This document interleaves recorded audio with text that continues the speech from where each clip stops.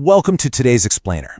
We are going to unpack a total masterclass in corporate strategy and learn exactly how to build a premium brand that customers truly admire. You know, in today's global marketplace, we see so many businesses out there just trying to compete by slashing their prices or throwing in basic new features. But today, we're going to see why the world's most successful brands play a completely different game. They create immense value. Value that customers are more than willing to pay a premium for. And honestly, there is no better case study for this than the incredible story of Onitsuka Tiger. It's a Japanese company that transformed itself from a simple sports shoe manufacturer into a globally recognized luxury lifestyle icon. Here's our quick roadmap for today's case study. We'll start with competing on brand value. Dive into the Onitsuka Tiger story, explore the luxury brand playbook, break down the OT Group strategy, and finally, share some key lessons for future leaders. Okay, let's jump right into Section 1, competing on brand value, and how companies can actually escape the dreaded price war. Because competing on price basically means you're constantly lowering what you charge or just adding random features to keep up. It's an exhausting game, and honestly, it's a race to the bottom with shrinking profit margins. But competing on value? That's a whole different ballgame. This is about crafting a powerful brand identity, using authentic storytelling, and forging a deep emotional connection with your customer. For those of you studying business, especially American students, this is absolutely crucial. It's the exact same branding strategy used by giants like Apple, Nike, Starbucks, and Lululemon. They create emotional value that people will gladly pay more for, rather than just competing strictly on product performance. To see how this strategy actually works out in the real world, let's move to Section 2 and look at the fascinating history of our protagonist, the Onitsuka Tiger story, and their massive pivot from sports to fashion. So, backing up to 1949, the brand was founded by Kihachiro Onitsuka. Post-WW2 Japan was facing enormous challenges, and Onitsuka started with a basketball shoe because he genuinely believed sports could inspire confidence and help rebuild society. Fast forward to 1977, the company merged to form the global athletic giant ASICS. And interestingly enough, the original Onitsuka Tiger brand actually went completely inactive for years. But then, in the early 2000s, vintage sneakers suddenly became highly fashionable. ASICS spotted the trend, relaunched their classic models, and the world just completely embraced them.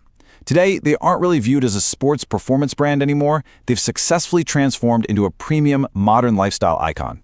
The secret sauce here is that their brand was always built on a much deeper purpose. It's captured perfectly in the Latin phrase anima sana in corpore sano, which literally translates to a sound mind and a sound body. And here is a wild fun fact for you. That phrase is actually the acronym that makes up the name ASICS. It just goes to show that from day one, this company was on a mission to help people pursue their dreams. That kind of authentic founder's story, that creates a powerful emotional connection that today's consumers, especially younger ones, absolutely love. Let's roll right into Section 3 to see how Onitsuka Tiger leverages that rich history into a highly profitable luxury strategy today. Welcome to the Luxury Brand Playbook. This brings us to a vital marketing concept, positioning. By totally redefining their positioning, Onitsuka Tiger cleverly avoided a direct, exhausting battle with massive athletic competitors like Nike, Adidas, and New Balance. I mean, think about it. If they had just tried to compete on technical shoe performance, they would have been swallowed whole. Instead, they made a brilliant strategic choice to become a premium Japanese lifestyle brand. Even when shoes look kind of similar on the shelf, customers choose them for entirely different reasons, right? Design, image, lifestyle. Onitsuka Tiger chose to compete purely through brand value. What's really fascinating here is how closely these tactics actually mirror elite European fashion houses. Think Louis Vuitton, Gucci, Hermes. Those brands never compete by offering lower prices. They sell heritage and exclusivity. And Onitsuka Tiger is following that exact same playbook. They focus on limited collections, premium materials, and totally authentic Japanese craftsmanship. By emphasizing high-quality design and fiercely protecting their brand image, they secure way stronger profit margins without ever having to rely on discounting. Now think about this for a second. In our hyper-digital world, where you can buy literally anything with one tap on your phone, you might be asking yourself a critical question. Why on earth did Onitsuka Tiger just drop a massive amount of money to open one of their largest physical flagship stores right in the middle of Tokyo? Well, the answer is that modern consumers are buying the experience itself. The physical store basically serves as a powerful, immersive marketing tool.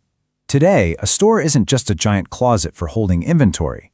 It's a destination where customers can experience stunning architecture, get premium customer service, access limited edition products, and really engage with cultural storytelling. The physical store literally anchors the brand in the customer's mind. This brings us directly into Section 4, where we're covering some major recent corporate news, the OT Group's strategy, and why speed is a massive competitive advantage. So, ASICS recently made some big headlines. They announced they're separating the Onitsuka Tiger business into a brand new independent company called OT Group. And let me tell you, this is way more than just some boring corporate restructuring. It's a brilliant strategic move designed specifically to speed up decision-making. Look, large corporations are great. They have incredible financial stability, but they are notoriously slow at making decisions.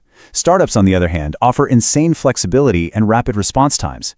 Fashion trends change in the blink of an eye. So by creating OT Group, they get to retain the deep financial pockets of ASICS, but they instantly gain the lightning-fast agility of a startup. It's the best of both worlds for competing in global luxury. That agility is absolutely vital, especially for tackling the massive United States fashion market, where the competition is just brutal. But OT Group has a unique strategy here. Instead of trying to out-Nike, their greatest weapon is actually their Japanese identity. Around the world, we are seeing this massive surge of interest in Japanese culture, everything from food and design to anime and architecture. Onitsuka Tiger is capturing that exact momentum and transforming that specific cultural appeal directly into premium brand value. And because OT Group has established such high brand equity, that rock-solid trust and reputation a brand builds up over time, they aren't stuck just selling shoes anymore. When a customer deeply trusts a brand, that brand has a golden ticket to enter entirely new product categories. So for OT Group, creating this independent company is really just day one.